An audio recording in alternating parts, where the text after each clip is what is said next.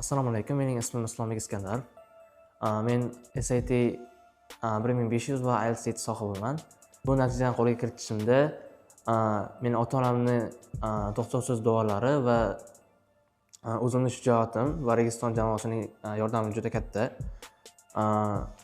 Birinchi IELTS bo'yicha gaplashsak, men IELTSdan 7 oldim va bu natijani erishishimga mening ustozim, Akbar ustoz juda katta yordam berdi. Ya'ni men Akbar ustozni kursida o'qidim IELTSda. Bilasizki, IELTSda eng oson section bu listening. Menimcha kattaroq overall ball olish uchun listeningga ko'proq e'tibor qaratgan yaxshi. Va ko'pchilik speakingni juda qiyin deb o'ylaydi, lekin unaqa emas. Ya'ni men o'zim speakingni 7 olganman. Ya'ni siz kundalik ravishda gapira olsangiz, IELTS speakingdan ham yaxshiroq ball ola olasiz. Va hech qaysi sectiondan qo'rqmaslik kerak. O'zi 4 ta section bo'lsa, ya'ni listening, reading, writing and speaking. Mana shu 4 ta sectiondan ham siz ballingizni mustahkamlashingiz kerak va 4 ta sectionga birdek e'tibor berish kerak. Chunki nima uchun? Masalan, ko'pchilik writing yoqtirmaydi, to'g'rimi? Ya'ni writing yoqtirmagandan keyin ularning writingi kamroq bo'ladi. Ya'ni 5.5 yoki 6 chiqadi.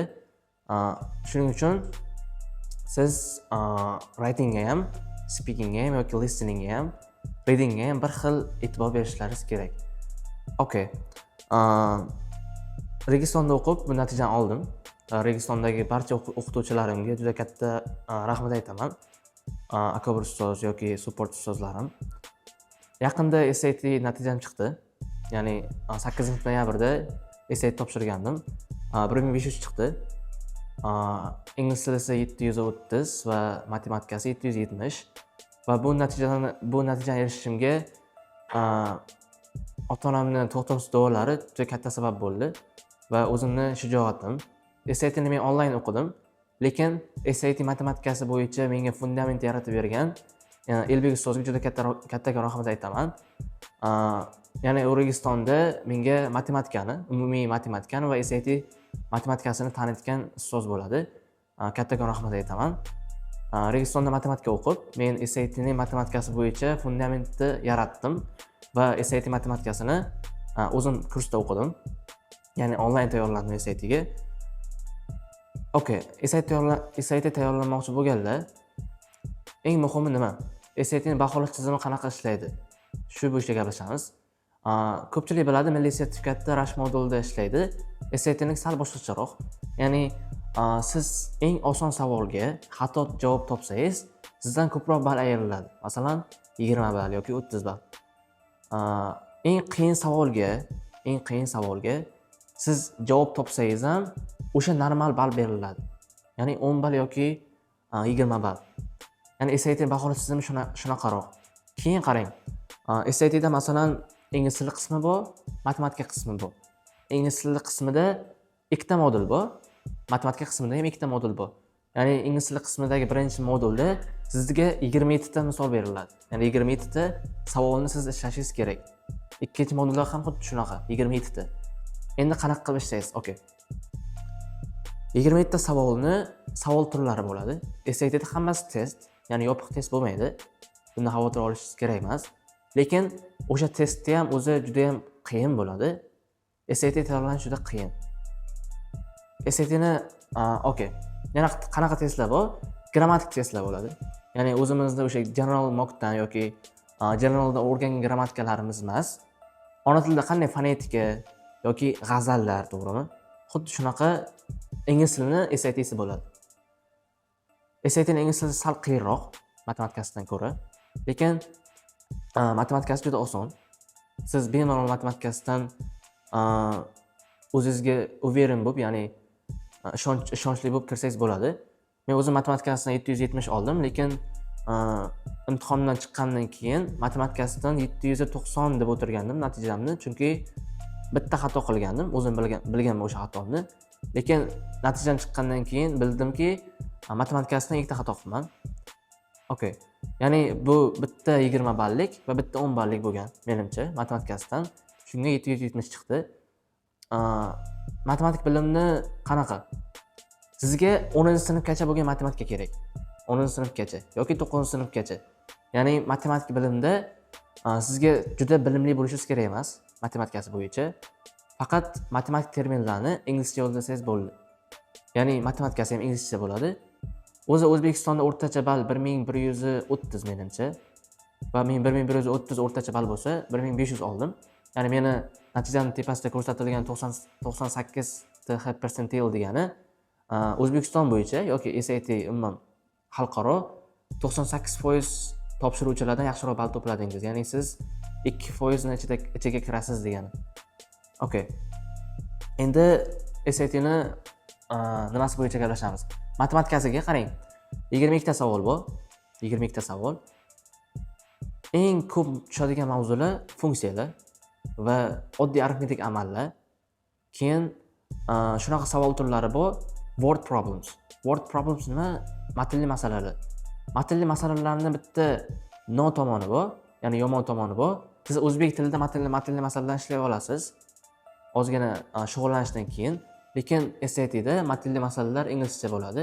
Siz o'shani anglab yetishingiz kerak, ya'ni tushunishingiz kerak. Keyin o'shanga javobni topishingiz kerak.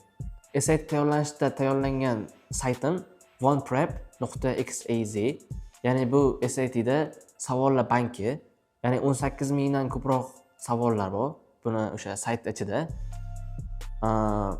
Okay, imtihondan chiqqandan keyin o'zimni reaksiyalarim, ya'ni menga bo'lgan endi baribir odamning o'zida bo'ladi-ku, qanaqa natija qilgani.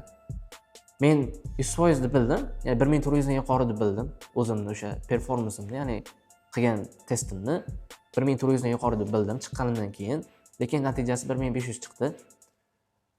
Ya'ni men eng past ehtimolda 1400 dan yuqori degandim. Lekin Xudoga shukr yaxshi chiqdi natijam. SAT tayyorlamoqchi bo'lganlarga Registonga keling. Registonda matematik fundamentini, ya'ni fundamental matematikani o'rganasiz va SAT ga ishlatasiz. Endi SAT 1500 eng nima desam, tiplar bo'yicha gaplashamiz. Ko'pchilik 1500 esa wow deydi, chunki 1500 juda ham qiyin natija erishish uchun. 770 matematika, 730 ingliz tili. Ko'pchilik ingliz tilidan 700 dan oshirish juda qiyin. Ya'ni ko'pchilik o'zi 600 ga, ya'ni 600 plusga maqsad qiladi, lekin 700 dan oshirish juda qiyin ingliz tilisini. Ya'ni 700 dan oshirish uchun siz ingliz tilidan 54 ta savol bo'lsa, 54 ta savoldan 5 ta yoki 6 ta xato qilishingiz kerak. Okay? Maksimal darajada xato qilmaslikka harakat qilishingiz kerak birinchi modulda. Okay, SAT-da masalan birinchi modulda ishlab bo'ldingiz, to'g'rimi? Ya'ni 27 ta savolda ishlab bo'ldingiz. Agar 27 ta savoldan siz 20 tadan ko'proq topsangiz, ikkinchi modulingiz qiyinroq bo'ladi. Ya'ni siz 20 tadan pastroq topsangiz, ikkinchi modulingiz osonroq tushadi. Buning sababi nimada? SAT shunaqa ishlaydi. Masalan, sizda o'zi testingizda yechdiz va siz natijangiz yaxshi emas.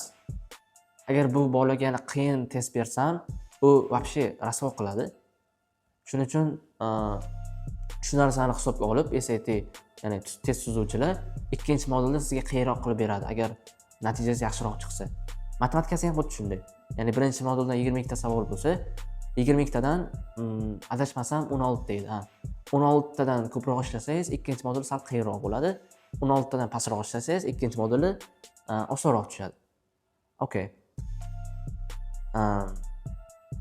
Endi chet el universitetlari bo'yicha gaplashsak. SAT bilan IELTS 7 va SAT 1500. Agar shunga yaqinroq yoki bundan ham yaxshi natija to'plasangiz, siz chet eldagi top 100 talik kiruvchi universitetlarga grantga kirish foizi juda oshadi. Masalan, Stanford yoki Harvard ham bo'ladi. Chunki Harvardda ham o'zi 1500 dan pastlar ham bor. Endi faqat bu SAT ga qaraydigan joy emas. Ya'ni faqat SAT va yoki IELTS bo'lsa Harvardga olamiz degani emas. Ko'pincha Harvard individual skilllarga qaraydi. Ya'ni qanaqa sizning qobiliyatlaringiz yoki qiziqishlaringizga ko'proq qaraydigan universitetlar. Lekin siz ko'nglingiz to'q bo'lsa, agar 1500 dan yuqori olsangiz yoki 1500 o'zini olsangiz ham IELTS siz bu yoqda 7 yoki 7,5 yoki 8 bo'lsa, top 100 talikka bemalol topshirsangiz bo'ladi. Hech bo'lmasa 100% grant olmasangiz ham 70% yoki 50% grant olasiz. 70% yoki 50% grant bilan o'qish ham top 100 talikka kiruvchi universitetlarga bu juda ham zo'r natija. SAT tayyorlanish sxemasi bo'yicha gaplashsak. SAT o'zi necha oy tayyorlanadi? Men o'zim IELTS o'qib bo'lgandan keyin, ya'ni IELTS 7 ta oldim, lekin SAT ni birdan boshlamadim, chunki u paytda SAT ni bilmasdim. Ya'ni qanaqa imtihon yoki nimani tekshiradi. SAT o'zi mantiqiy fikrlash tekshiradigan imtihon. Mantiqiy fikrlashdi. Ya'ni matematikasi umuman mantiq bo'yicha tuzilgan. Osonmi? Ya'ni qiyin emas matematikasi, lekin oson. Faqat siz mantiq ishlasangiz, matematikasidan yaxshiroq balo olib chiqasiz. Keyin men SAT bo'yicha izlandim va IELTS dan kuchliroq sertifikat ekanligini bildim va SAT bo'yicha tayyorlanishni boshladim. Men o'zim uzib tayyorlangan bo'lsam, jami 6 oy tayyorlandim SAT ga, 6 oy.